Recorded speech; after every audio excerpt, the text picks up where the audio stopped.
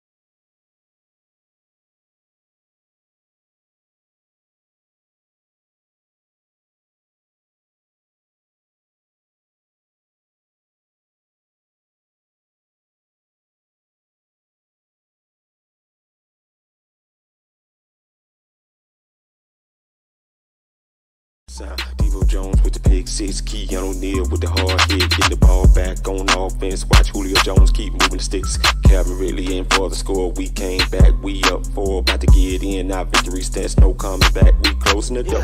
A-T-L blackout. A-T-L blackout. What's going on, football fans? Stop me if y'all have heard this before, but the Falcons blew another lead. we here on Pound for Pound are just as flabbergasted as you are.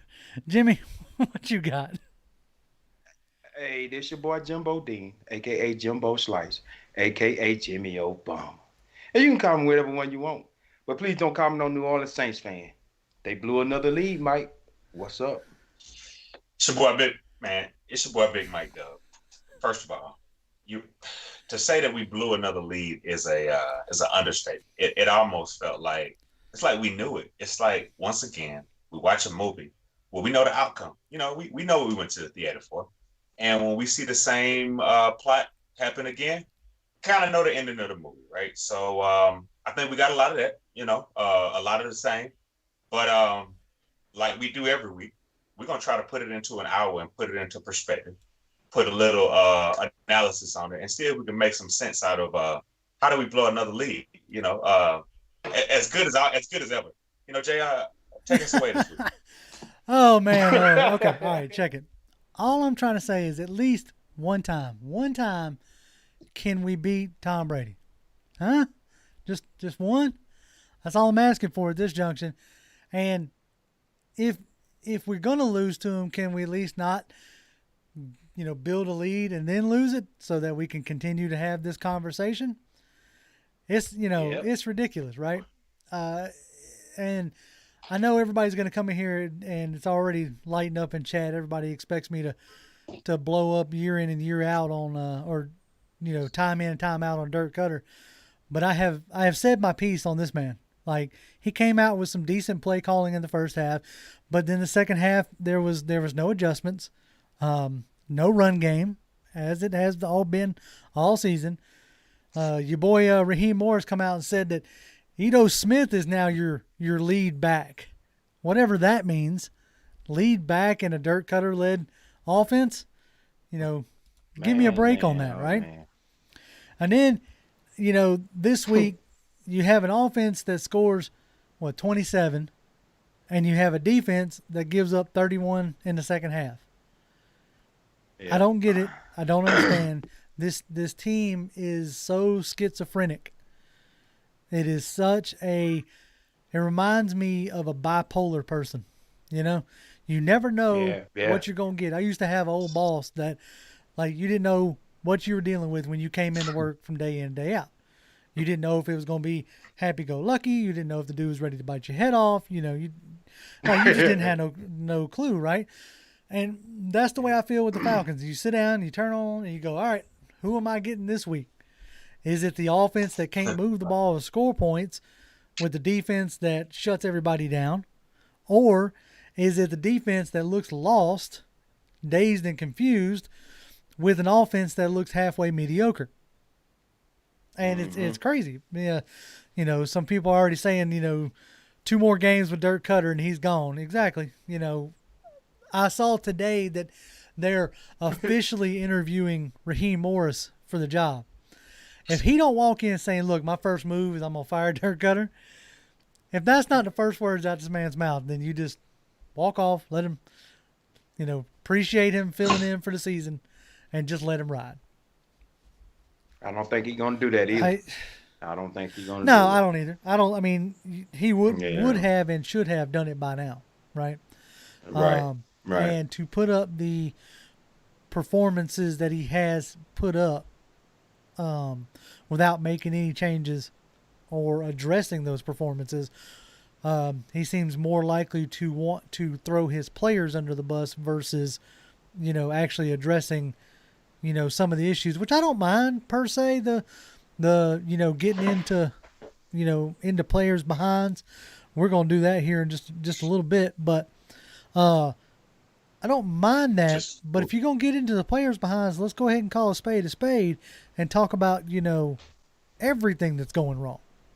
And he's definitely not willing to do that and not doing that, and that's the part that that makes it aggravating. You know, you have a performance where you get you know, Calvin Ridley career high numbers, 163 yards, breaks the 1,000-yard mark. You know, he's putting on a you know career high stats in losing efforts, and it makes it hard to enjoy that kind of thing. That sounds like somebody we already got, don't it? Sound like Julio Jones, don't it? Anyway, but no, it is what it is, right? As far as the far as stats goes, okay, Matt Ryan's thrown for another 4,000 yards. Whoop-de-doo, right? What do those 4,000 yards get us? It's like I used to say, you know, a lot of times when people brought up, oh man, we need a J.J. Watt or somebody like that. Yeah, those guys are great, but if the rest of your team ain't playing, it don't matter how many sacks J.J. Watt gets. It doesn't matter how many yards Matt Ryan throws for. You're losing the game. You can't hold a lead. And whatever, you know, magic that Matty Ice had with his whole, like, most comebacks and all this other stuff, that stuff's gone. I don't know if it's necessarily that he lacks that ability now or if he lacks that confidence now. But, you know, used to early in his career, if you were down and he got the ball late in the fourth quarter, you felt like you had a chance. You felt like you felt like he was going to march you down the field, and he usually did too. Usually, or at least get you within the field goal range. That's right. It seems like he can no longer do that. It seems like he can no longer manifest those drives, whether it's compounding the fact that you keep losing leads. You know what I'm saying? It's almost like it's become a mindset. When you were in that's what I think. You know, when you was in Little League and you was on a bad team and you kept losing, you almost convinced yourself you were going to lose before you ever played. And so when the outcome of you losing, you're like, oh yeah, okay, that makes sense. And that's almost seems like what it has come down to is like Matt Ryan no longer believes he can make those comeback drives. And if you don't believe it, right, if you ain't got that faith in yourself, I'm not saying he doesn't. Obviously, I don't know what goes on between the man's ears. I'm just telling you what it looks like on paper. You know, if you don't believe that you're going to go out there and succeed, the chances of you going out there and succeeding drop dramatically.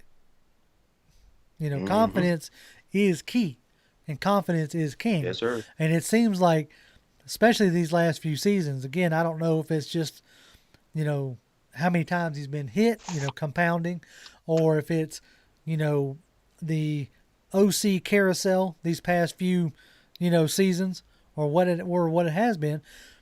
It's like he doesn't have any confidence anymore. You know what? I think that's a good point because, you know, as you were talking, you know, I thought about two players who played for the same franchise who kind of fell into the same category as Matt Ryan.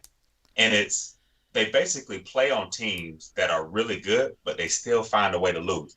these two players are Calvin Johnson and Barry Sanders, if you think about it, right? Because you look at both of those guys, they said, man, look, I like the city, I like the team, I like the franchise, but the way I'm getting hit, the way we're losing, right?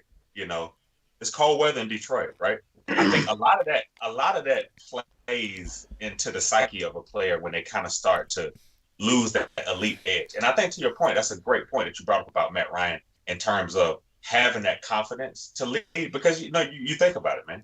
Matt Ryan is a little bit of a beat dog from the perspective that, we've lost so many games past the Super Bowl that to think that he could throw the ball 80 yards to Roddy White when we play the Panthers, those days are absolutely gone, right?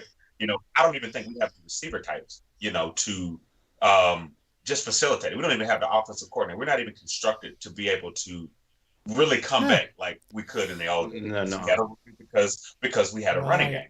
We had a Michael Turner, so that changed things, right? But I think that, to be honest with you, as we start to talk about 2021, we start to talk about the future of the Falcons, with Matt Ryan, all of that. I think that, again, we still have a lot of pieces in place that we can build around. I think you brought up a really good point about Calvin Ridley, who balled out on his birthday, career day on his birthday. First of all, happy birthday, Calvin Ridley. But second, I believe what in the Premier League they called what Calvin Ridley put on.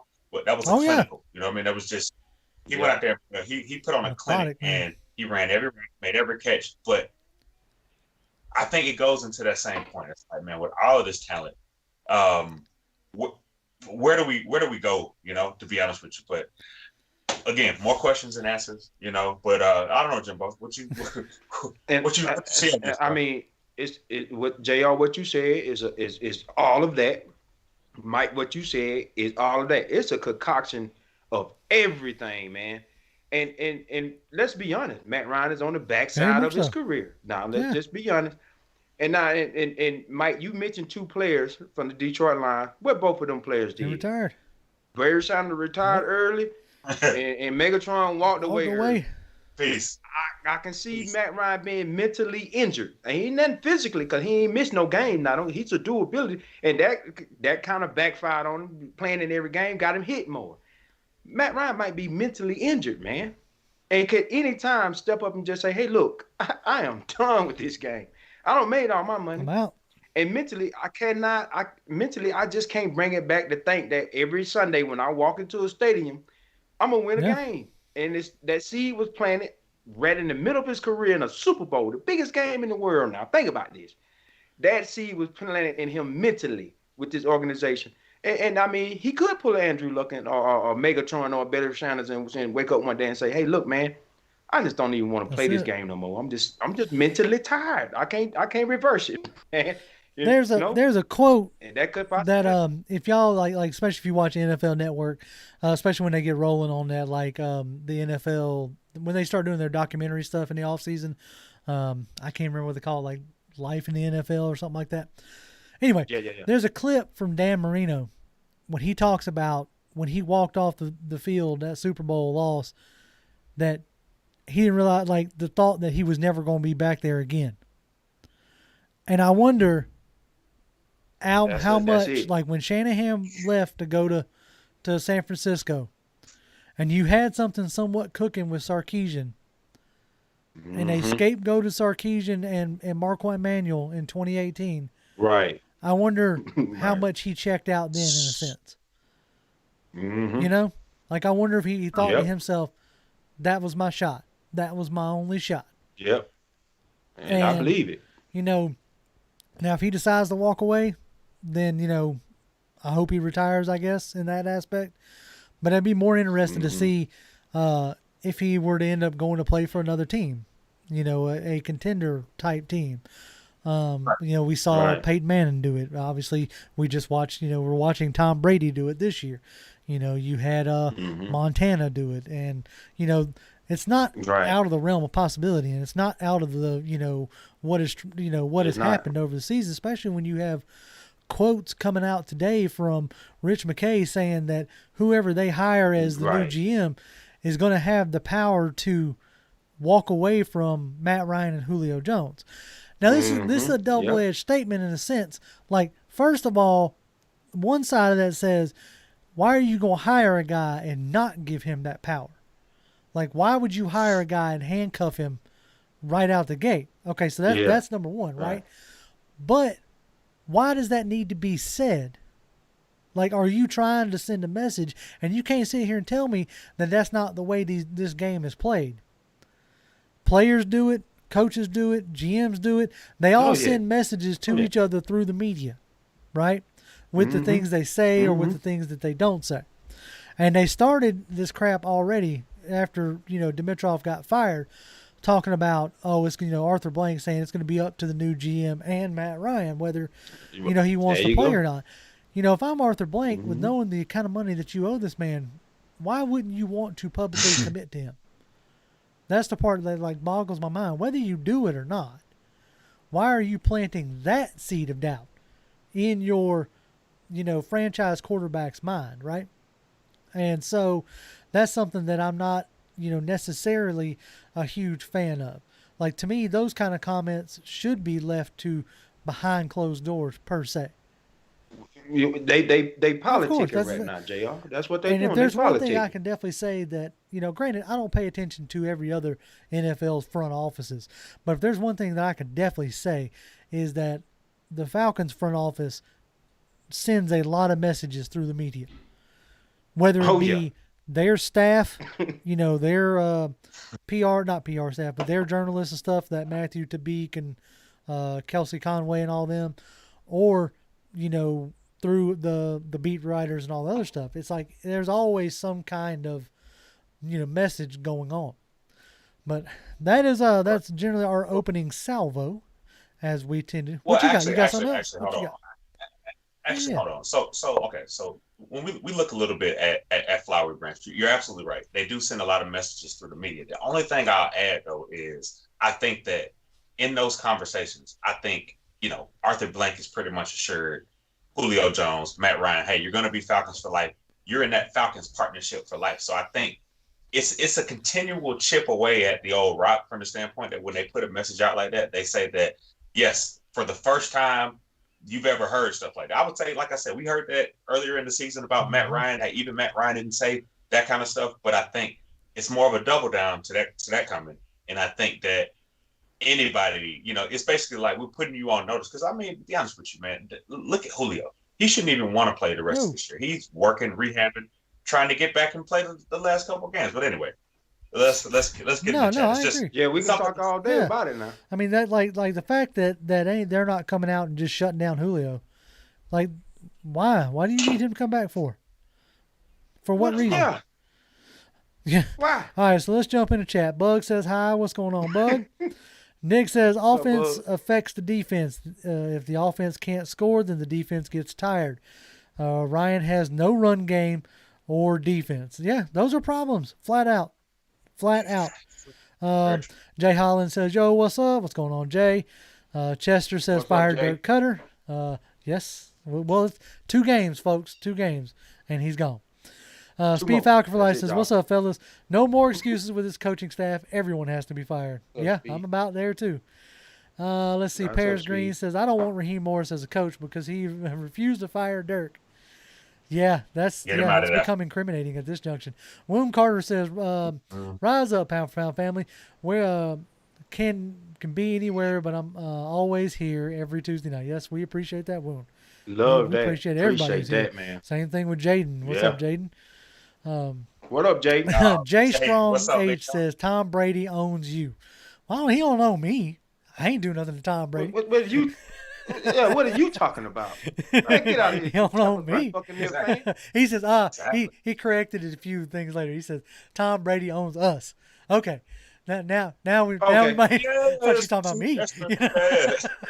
Right. Anyway, Right. I don't like the fact that Tom Brady can go to a different team and still make us look foolish. I don't like it. Speed Falcon for Life says offense sucked in the second half. Dirk Cutter can't establish any run. That's why teams always catch us.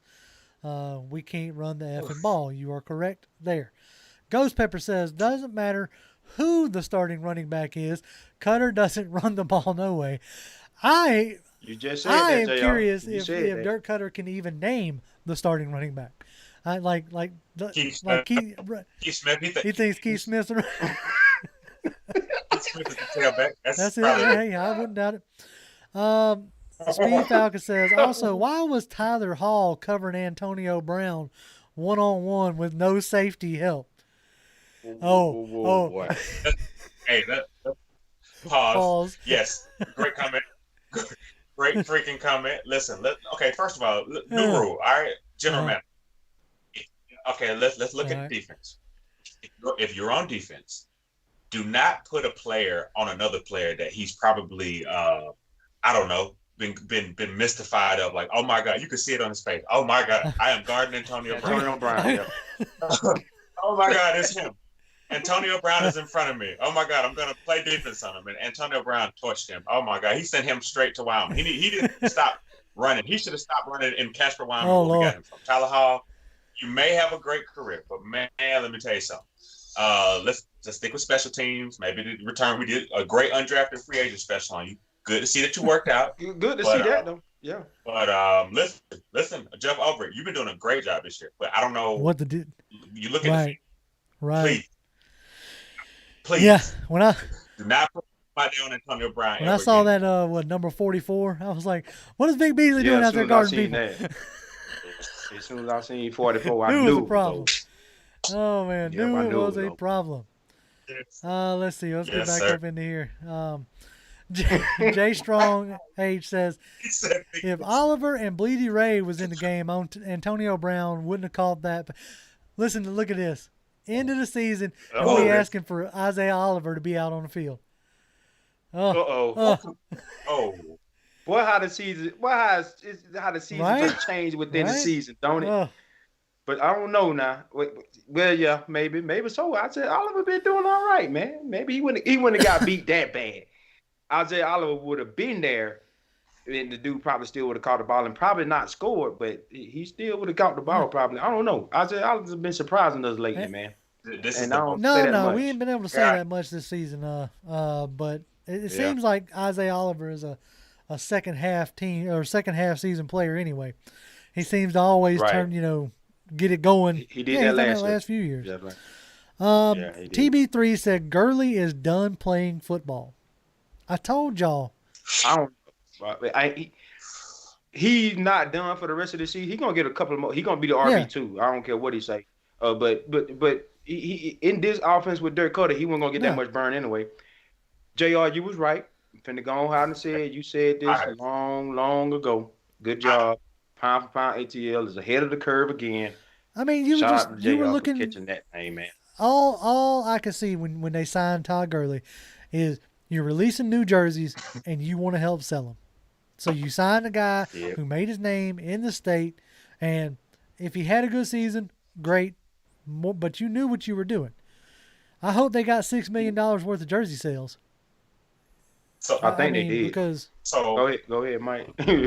so I'm gonna say go Dogs before I say this, but I just think it's ironic that Todd Gurley is sponsored by Pizza Hut because I see a lot of parallels right now between Pizza Hut and Todd Gurley right now. I won't go on it. I'm not gonna go into why Todd Gurley and Pizza Hut are a good partnership right now, but it just seems like they both on the way out, man. To that point, I used to like Pizza Hut. I used to like Todd Gurley. That's kind of where I'm at right now. I like Domino's a little bit better than I like Pizza Hut, but that's just me. Edo Smith is our lead back, guys. I will say this. I am shocked by that. I am shocked that Edo Smith is the lead back. Like, I thought that. I mean, did Brian Hill get hurt or something? What happened? Because he seemed like he just disappeared.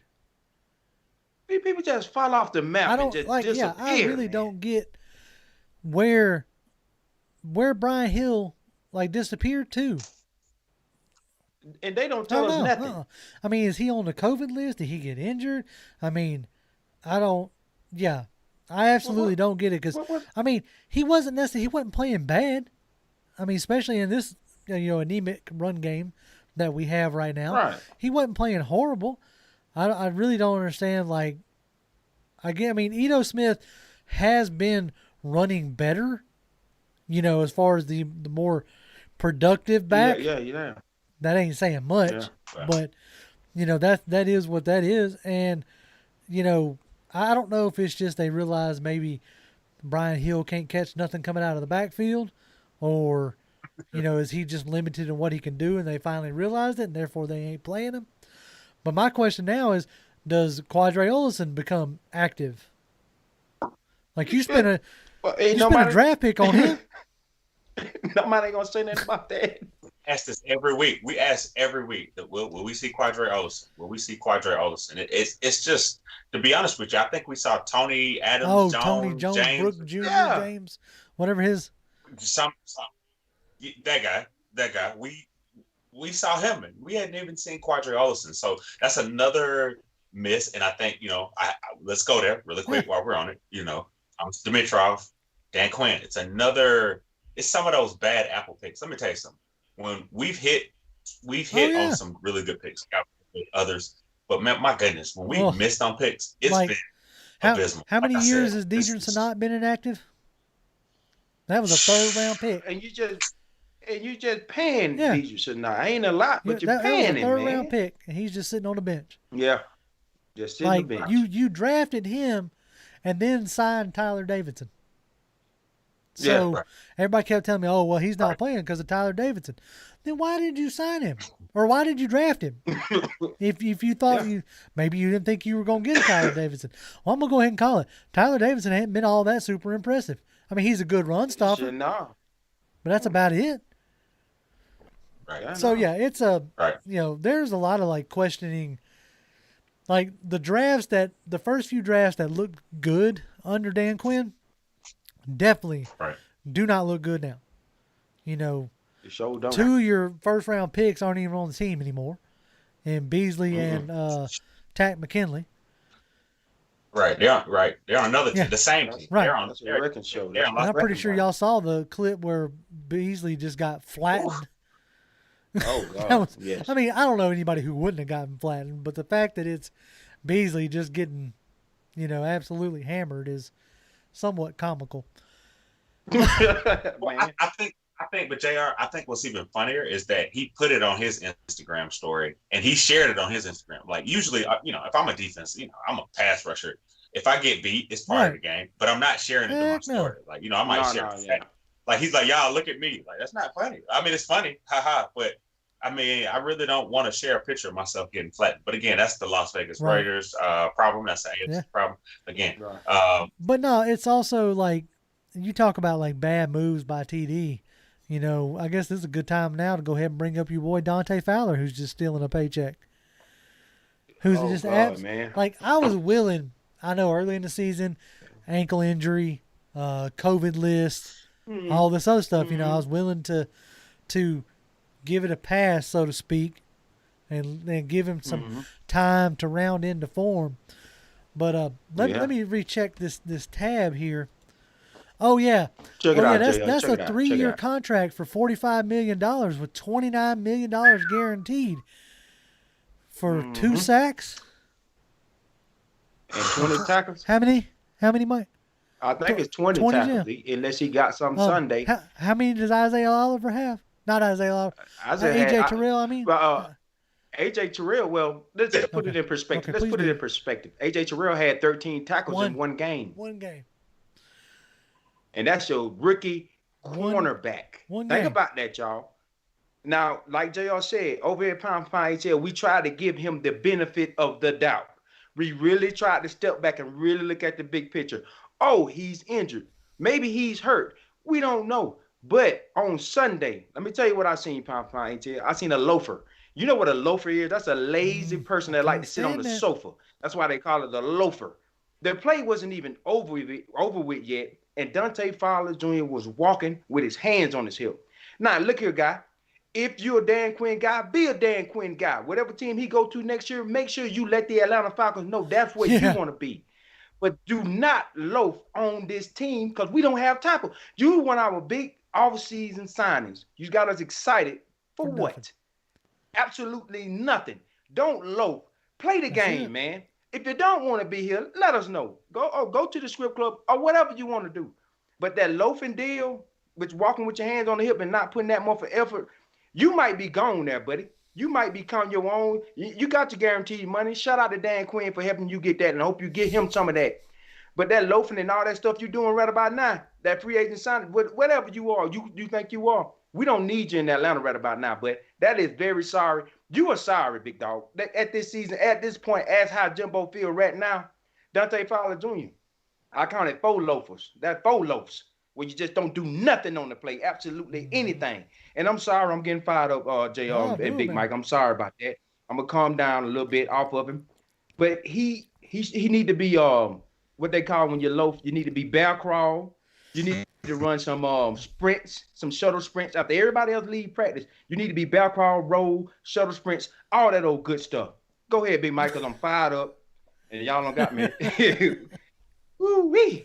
I'm sorry about that. I'm sorry about that, chat. I'm sorry. Appreciate it. No, I love it. I love you fired up because you just made me think about something. So when Dan Quinn got fired, so did Dante Fowler. Superpowers. Oh, come on. They left with him. They left with Dan Quinn. You're right. Mm-hmm. So that might, because I literally remember when we played the Lions and we were sitting there talking about, man, do you remember when he stopped Adrian Peterson on that 4th down and he smacked him, and we said, man, that's the difference between Vic Beasley and Dante Fowler. And in classic Falcons form, as soon as we started talking about him, I mean, the lack of effort that I've seen from him is fascinating. To be honest with you, because here's the thing. I saw a guy that, to be honest with you, Aaron Donald got him paid. Oh, yeah. You know what I mean? Well, like Aaron Donald and Wade Phillips. Okay. Wade Phillips, and Wade Phillips.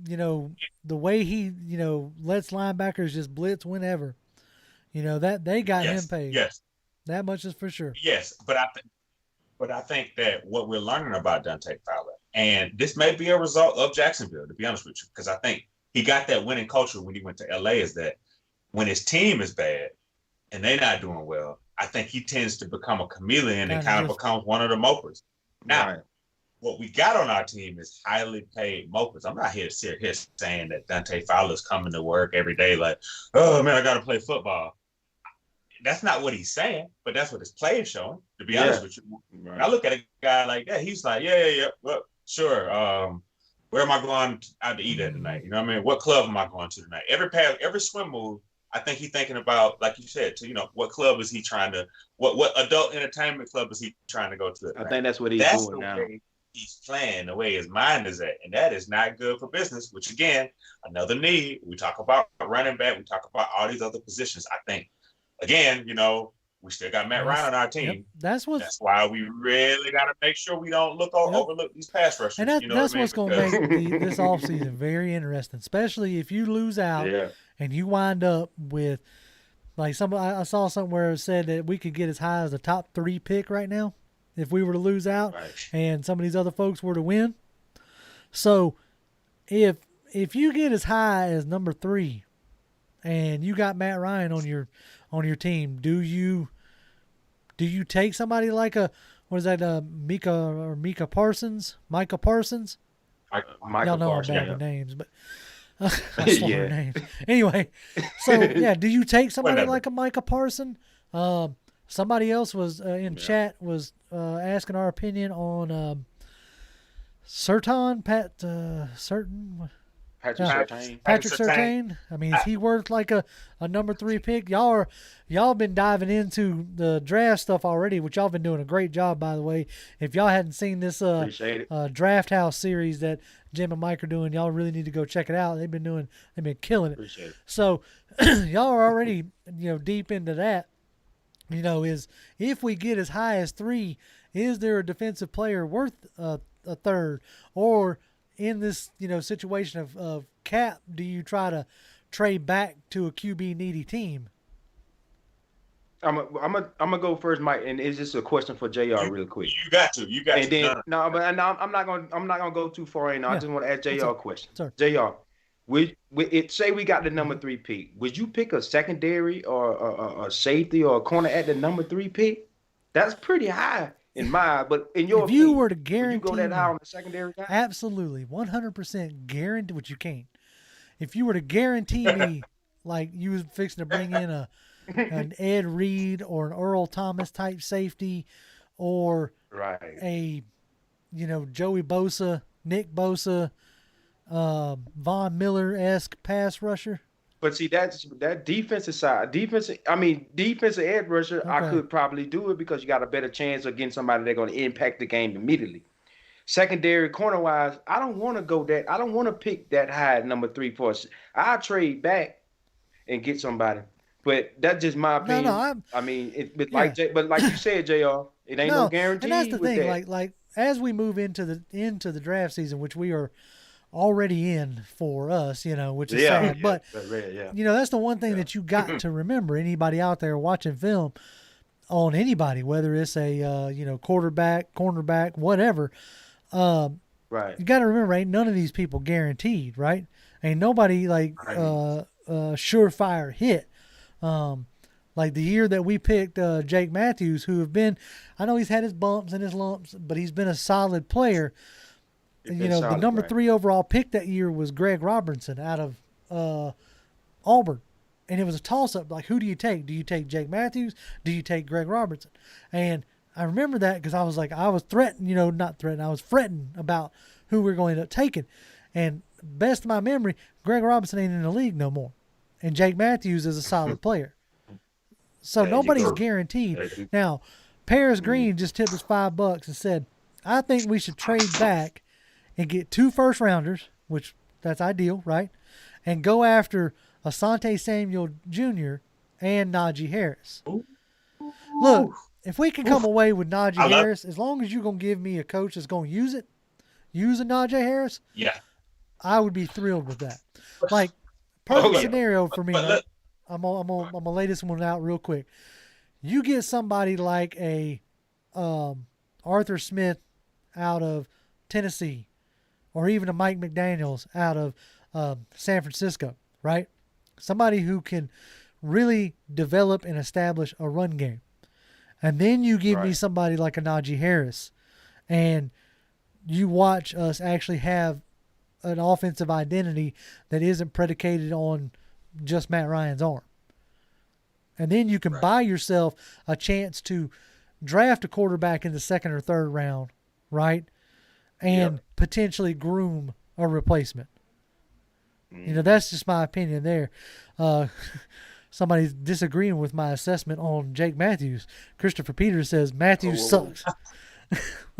Hey, I mean, he's been a little bit inconsistent, but I think Jake Matthews we've always known him to be a good he's solid.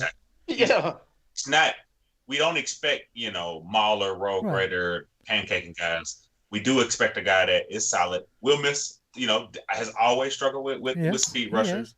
We kind of to tell the tape of that guy. But actually, I want to double back on Patrick Surtain real quick, because I think that, to be honest with you, he was by far Alabama's best defender, right? On a average defense, to be honest with you. I think that they didn't really throw his way a lot, but I did notice that against Florida, and I mean, Florida's again right up there with one of the best offenses we've seen in modern history.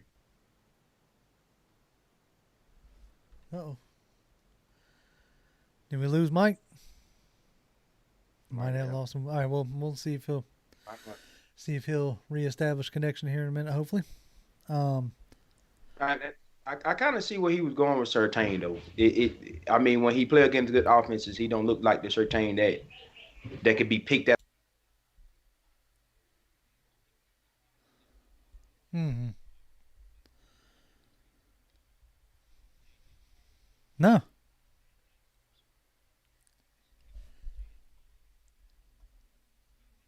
And some of y'all might not agree with Matt Ryan on some of his play in some of his games, and I haven't either. Now let's be real. But if we sat there and we stuck on that salary cap with that guy, why don't we just build around that until he get ready to leave? Right.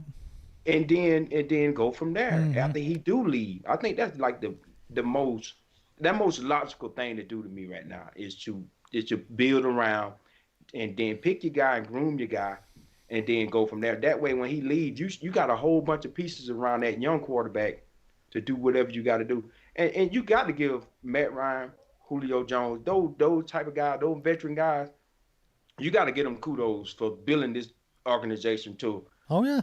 I mean, before they got here, come on now. Right. I mean, that's the thing that I always that's the thing I always talk about and bring up. Like, I'll tell anybody, admit to anybody, that I started watching, like, following Falcons and like really watching football in 2008. Just obviously happened to be the year Matt Ryan got drafted, and. Right. You know, I had a roommate at the time. He was a big, huge Falcons fan. He's the one that got me into it, and so y'all can blame him for this whole shenanigans that I have going on now.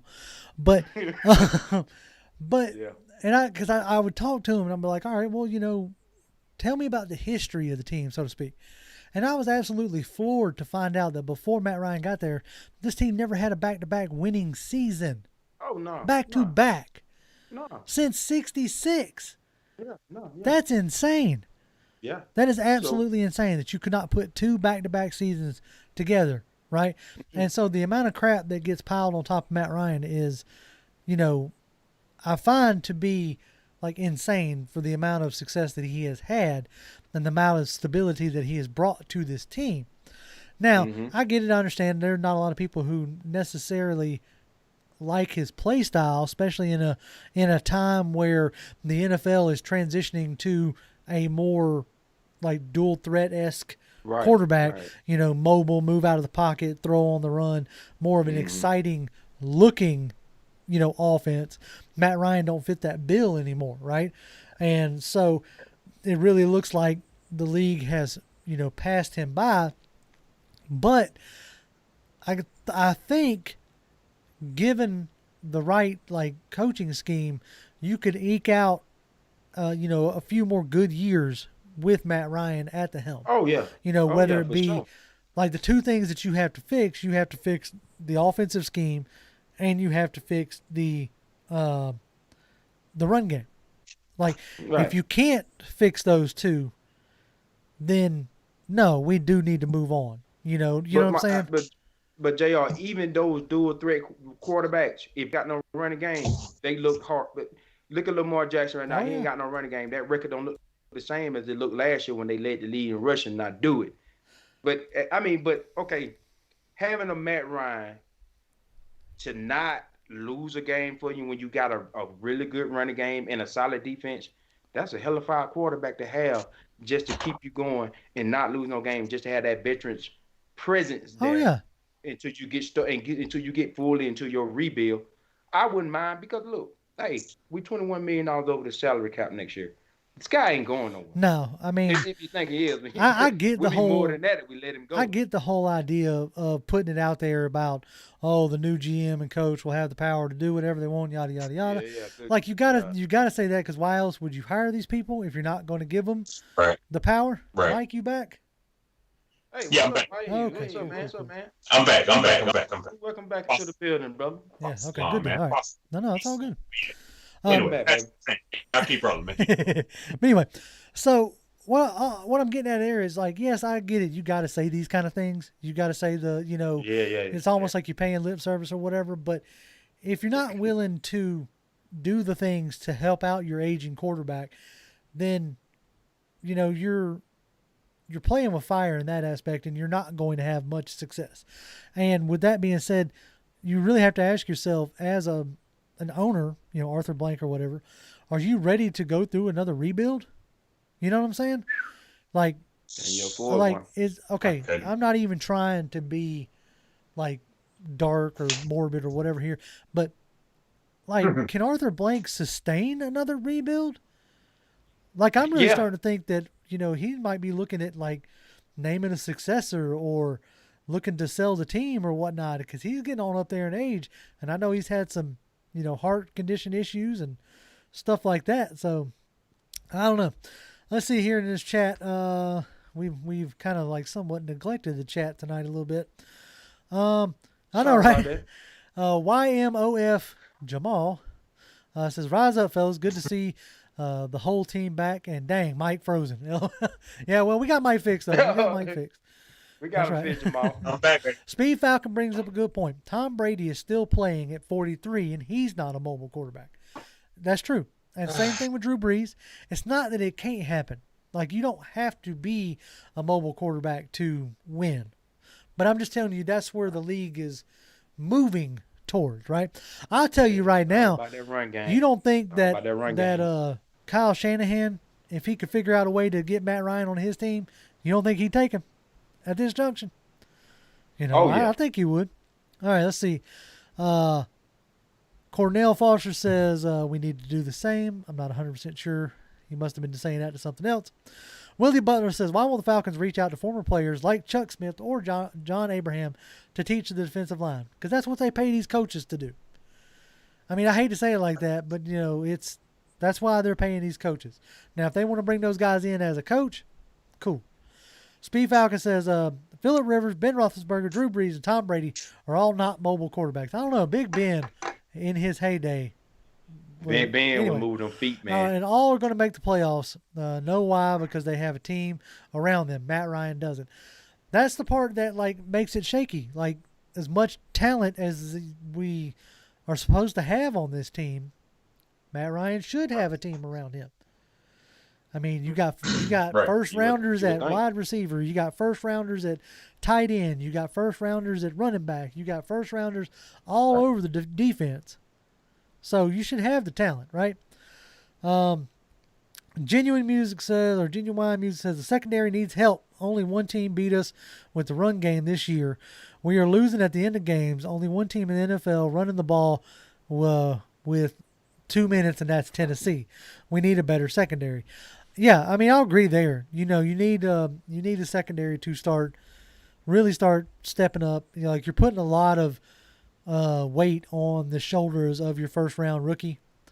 He doesn't have much help in the way of the safety. Ricardo Allen, I think he's still out, right? Anyway. Yeah, he's still out. But we agree over here on Pound ATL. That whole safety group over there, it's gonna be none. It's gonna be gone here 2021. Well, and I think another thing I add to that is it's important that we touch on the secondary, because I mean we like a broken record with this stuff.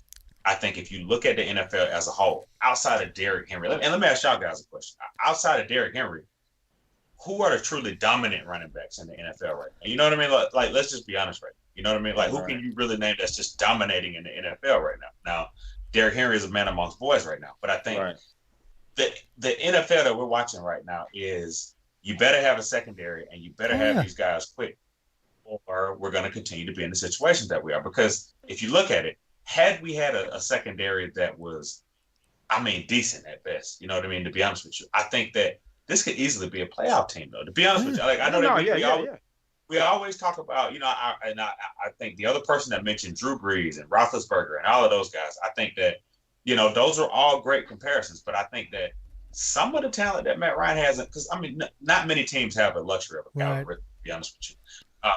I think Deion Jones played well again, you know, to be honest with you. You know, Keanu Neal, we have the enforcer. It's like, I think it goes back to what we talked about in the beginning of the show. I think psychologically there's as much that's damaged with this team as it is physical, because these guys can play with anybody any given week. Because I think, you know, if football was a 2-quarter game, which I know a lot of weeks in pound for pound nation, we wish it was a 2-quarter game. We would have had an amazing show. Hey, oh my gosh. That new GM coming. Let me tell you something, Rich McKay. That new GM that's coming in, only show him the first quarter highlights. Yeah, right. The guy that you really want. Just show him first quarter highlights, because if you let it go past the third quarter, he might change his mind. So keep that in mind. Well, when you recruit that new GM, just show him first quarter highlights, first half highlights, and we can get whoever we want. Go ahead, JR. Ghost Pepper brings up a good point. He says all QBs need help.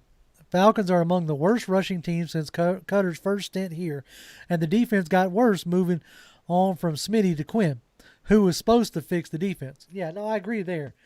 Like, this is what I love about football. And I've said it before on here, and I'll say it again. Football is a team sport. Like, full on, all three phases. You always hear coaches talk about it. And you got to have them all working together. And Yep. very rarely can you have one carry the rest of them. You've seen examples of that. The Denver Broncos a few years back when they won the Super Bowl. Carolina, when they went to the Super Bowl, their defense was, absolute shutdown monster. But for the most part, you still have to be able to score when you need to score. Like, take it for example, when the Rams went to the Super Bowl here in Atlanta and they faced the Patriots. That was 13-3. They had been killing people all year long with that offense and shutting them down with that defense. The defense came to play that game. The offense didn't. You've got to be able to play both sides of the ball. And yes, sir. That's the thing that has, boggled my mind. You haven't had a consistent run game since Michael Turner's been here. You had a real good year with the 1-2 punch with Tevin Coleman and Devontae Freeman, but that was more scheme than anything else.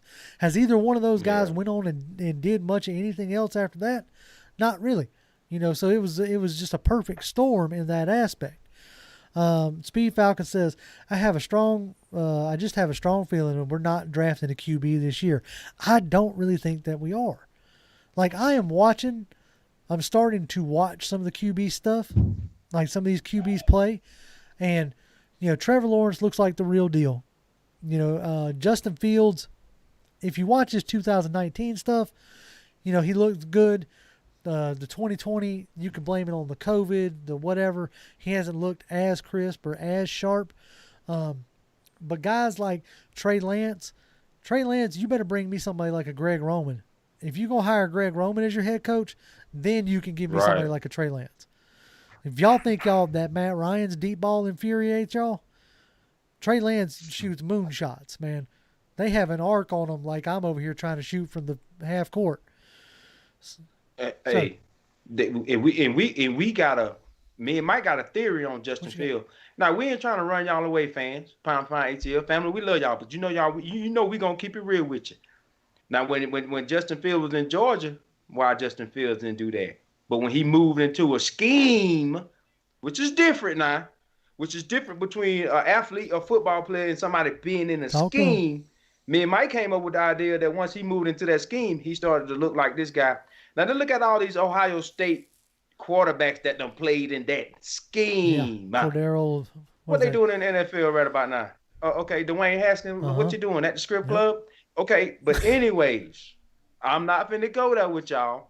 And Trey Lance, I mean, look here, like he said, scheme-wise. But Trey Lance, can you come in the SEC and do that? Please. I want to see you in the SEC, buddy. But come on, cause that's why I think that Texas A&M quarterback is a little more polished than he is. But anyway, that me and Mike draft our stuff there, y'all. We'll get into that later. But before y'all throw stuff out there, really look what a player did in different schemes. That's the part, because it's different now. And that's the part that makes draft, just especially quarterbacks, not a slam dunk. Man, you know what I'm saying? Quarterbacks, that's the most fickle position to be trying to draft. In my opinion, because it has so much to do with what the offensive coordinator is going to ask them to do and what they expect them to do. Do you honestly believe that if Greg Roman leaves Baltimore and goes on somewhere else, be a head coach, whatever, if they don't bring in somebody like a Greg Roman who is willing and able to design the run game around what Lamar Jackson can do, and I think at one point in time, the last game they played, Lamar Jackson went into the half and only attempted 6 passes. You know what I'm saying? Like you look at somebody like a Greg Roman who's done it with Kaepernick, Tyrod Taylor, Lamar Jackson, and that's the 3 I can think of right off the top of my head. What do they all have in common? They run as good, if not better, than they throw. Okay, and he has designed his offense around that.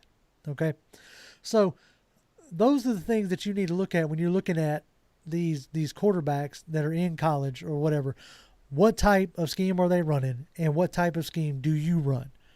Like, especially when we're bringing in whoever we're bringing in. It's why you've heard me stand on the table and pound, that I want a coach who can come in here and adapt to the players that we have. Oh, yeah. Somebody like a Yeah. Oh, yeah. Brian DeBall up there in Buffalo, or an Arthur Smith in there in Tennessee. Those are the guys that I'm really like high on at this junction. Somebody that had a comment that, okay, it was Matty Ghost. Says scheme for a non-mobile QB with a noodle arm. LOL. He ain't got no noodle arm.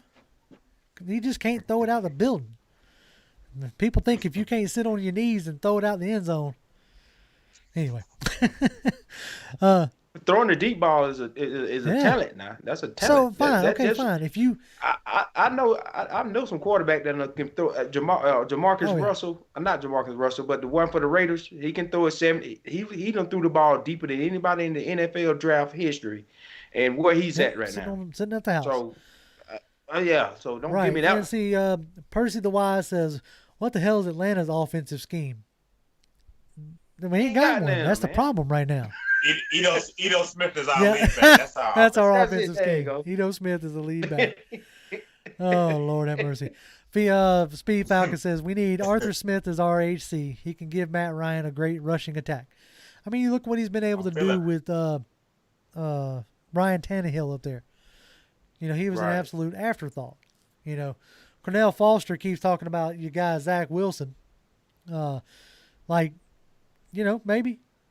He, like, as far as film goes, he's a guy I'm willing to take, if you're convinced to take a quarterback. If you're going to take one, if you're going to take one in the second round, like a Derek Carr-esque, I would take a Kyle Trask or a Matt Jones.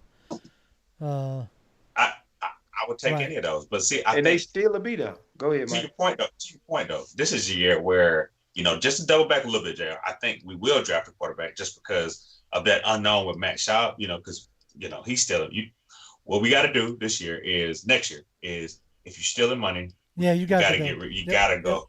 You can't get. Look, Kurt Benkert can do what Matt Schaub's doing right now. Please. Okay. No more stealing money and flowering branch. Okay? Because Arthur Blank is a good businessman, but one thing I know about Arthur Blank, he don't like people taking his money. Now, he don't like giving a lot of it out. He like giving it to Matt and Julio. But he don't like people taking his money. So everybody that's taking Arthur's money, I'm sure he got a list. Matt Schaub is on that list. I don't know where the list is, but he's on that list. But Mike. To your point, though, to your point, I wouldn't, because there are so many good quarterbacks in this. I mean, Jimbo, he talked about Kellen Mond. He talked about Ellinger from Texas. It's just so many good quarterbacks coming out of this draft that I think you'll strike gold regardless. The question is, when will we strike gold? Because to be honest with you, I wouldn't be mad, to be honest with you, if we got a Zach Wilson, we let him sit for a year or at least 2 years, because I do think Matt Ryan, we still have to hold our breath, because Matt Ryan, how long do we think he's going to be this durable? Be honest with you. He set this record for durability, but the way he keeps getting hit, we just need some comfort back there, to be honest with you. And Zach Wilson, if we got him, I think we could do good things with him. But to JR's point, I do think that they're bigger fish to fry if we get it at number 3 position, number 4 position, that we may have to pull the trigger on. But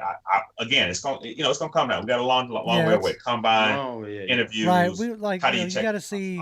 We got to see who we bring in as a coach, who they bring in as their coordinators. You got to take a look at that kind of stuff to see. Right now we're looking at just like team makeup, so to speak, and throwing things out there. But it's something that we got to look at. Anonymous says, "Can you tell me?" With the plays he calls, that he's actually building his attack and not just calling random plays like Cutter. I think maybe they're talking about, I think they're having a conversation about Arthur Smith, maybe. I'm not 100% sure. Anyway, Percy the Wise says, call me Percy. LOL. It's pronounced like precise. Okay. Precise the Wise. I got you. Yeah, that's what I was laughing at in chat. My bad. See, I told y'all, I'm bad with names, and I'm real bad with screen names. Okay. Like I'll mess those up in a heartbeat. Okay. They're still talking back and forth on that. All right, I'm gonna try to see if I missed any other chats. Hadn't been too happening tonight. Archangel. Hey man, I ain't seen Archangel in a minute. Says, I'm never a Matt Ryan hater, and I'm not hating, but I think it's about that time to slowly move on from Matt Ryan. He is getting older, and to me, it's showing up. So I'm sorry if we needed a younger QB. No, that's what we've been talking about. I'll put it to you like this: if whoever does come in and decides to draft a quarterback, I'm not gonna be upset, so to speak. I'll understand. You got a new head coach, new GM. They want their guys. They don't necessarily want to be tied to, aging quarterbacks or whatever. But if Matt Ryan does end up going somewhere else, I hope he ends up with some success. That's for sure. Absolutely. He's been nothing but a class act to this organization, and I think he's gotten dumped on way more than he's needed to be dumped on. Now, I ain't saying that there ain't times that he's been needed to be dumped on last week. Oh, no, yeah. Right, yeah. I call a spade when it's time to call one, but I'm also going to call him the most consistent quarterback this franchise has ever had. And so, absolutely, I'm not going to take that away from him. Because JR, we ain't really never had no quarterback. Right. What are we talking about here? Okay, this is what I was saying. Well, Mike, when you was gone, this is what I was saying. These guys has came in and put our organization in a position to create history as someone that can win games and sustain winning games, right? Because we was losers before they got here. The tradition and the history of your team got to start somewhere. And these Pittsburgh teams and all these other teams that got these winning traditions, it started somewhere, right? Yep. This is where our starts at. This is in 20 years from now, we can say Matt Ryan and Julio Jones started this for us because we didn't have this before they got here. I don't know what these ATL fans I don't know what they forgetting. Come on now. Here's the thing, though. What we're arguing today is a decade-old problem. You're absolutely right, because what we did was, and I'll be honest with you, I'm a little bit biased on Matt Ryan because the first time I got a chance to see Matt Ryan, ironically, he was in college. He was at Boston College. He was a quarterback at Boston College, and he played against Georgia Tech. And I watched him complete his first 19 passes against Georgia Tech. And I said, my God, if we could have this guy. I remember being at Bobby Dodd Stadium thinking, man, if we can have this guy on our team, I'll be excited. You know what? The stars aligned, and we got this guy, right? Now, what I don't want is we can't talk about Matt Ryan like the old show, pardon the old reference, but the show Lassie. It's like, Lassie was a dependable dog. Everybody loved Lassie. But the last couple of episodes, we started to feel bad for Lassie. Right. Lassie didn't have that spunk that he used to have, right? No.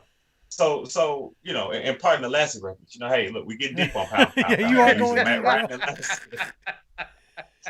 Hey, look, we're using Matt Ryan and Lassie in the same sentence right now. So look, Matt Ryan ain't Lassie. Matt Ryan, listen. Lassie was losing his spunk. Matt Ryan got a little bit more spunk because my point is, if you don't value what you got right here, he could clearly go to the 49ers and we could be like, man, look at Matty Ice. And all those jokes don't sound as good when you're on the losing side and the culture is getting worse, right? So I just think that, to be honest with you, we do have to appreciate what we have because, to be honest with you, it's a week-to-week thing because there was like 4 or 5 weeks this season where Matt Ryan was playing out of his mind. It's just of late, it just seems like, we know the playoffs are up. There's been a lot of change. To be honest with you, this is boring. And honestly, this is what we piss a lot of fans off because, we go into the season next year with Matt Ryan, we continue to build our team. But again, this has been a decade-old problem. Our inability to put together to grow organic pass rushers is a problem. Huge. Our ability to get safeties is a problem. Our ability to draft more AJ Terrells has been a problem because the problem is, again, we put too much pressure on AJ Terrell. My God, 13 tackles in a game. Right. And we just forget about him. That's scary. That's almost like having like a babysitter that's like 12 years old. And it's like, all right, we hope that they're going to do a good job. But it's like really putting a lot of pressure on a 12-year-old. Right. To watch your kids, when really you should have a vet or you should have somebody a little bit older that you feel comfortable with. So once we get back to that, we can have some deeper conversations on Matt Ryan sucks. All right, okay, and then what? My biggest question is, we get somebody in, this happens. The biggest question is, and then what? What do we do? Then all right, what you gonna do? And then what? You know what I mean? Yeah, that's then a good question, Mike. That's it. Man. So that's like they're already talking about moving on from, Sam Darnold up in New York or Garoppolo out there in 49er land. or Boy, Jared yeah. Goff or Mitchell Trubisky. You see what I'm saying? It's like Oh, the right, list it goes goes on on and and on. on, right? So you don't just give up on a more than serviceable quarterback, right? Somebody made a comment that Anonymous says, if Cousins has a job, then I don't understand how anybody cannot give Ryan a chance. Right. So Speed Falcon says it would be stupid to draft a QB this year. If you want to draft a QB, maybe 2023. I'm going to go ahead and call it, guys. Whatever generational talent you think is in this draft, there's going to be another one in the next draft and another one in the No next question. draft. So, No question. I'm just saying that, maybe don't be in such a rush.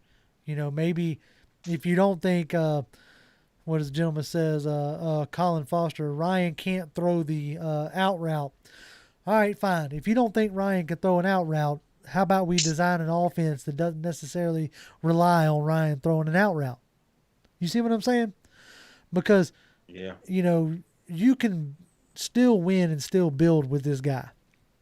And, Man, yes, it man. is what it is on that aspect. If you reach as high as number 3 and say somebody passes on a Justin Fields at number 2, or for whatever reason, a Trevor Lawrence is still sitting there at 3, and somebody calls you with a boatload of picks, take them. Take them and put more bullets in your gun to try to rebuild this team as best you can.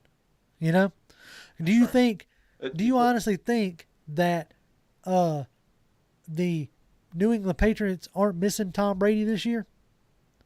You know what I'm saying? Like, we just automatically thought that, they picked up Cam Newton, they're just going to go right back to rolling. No. You don't think that they're missing that stability? So, like I say, I just would caution anybody to, be careful what you wish for, right? Look here, JR. This losing, this is bigger than Matt Ryan. Big time. So much bigger. Man, he's just a small piece of the puzzle. So much bigger. This is way bigger than Matt Ryan. I'm telling you that as an Atlanta Falcon fan. Y'all better believe me on that. So much bigger. Please look at the whole big body of work. This is way bigger than him. All right, gentlemen, we have bumped up over an hour today. I don't know if I said it before, but because it is the week of Christmas, I will not be putting out a coach's show this Thursday. I figure I'll give y'all a break.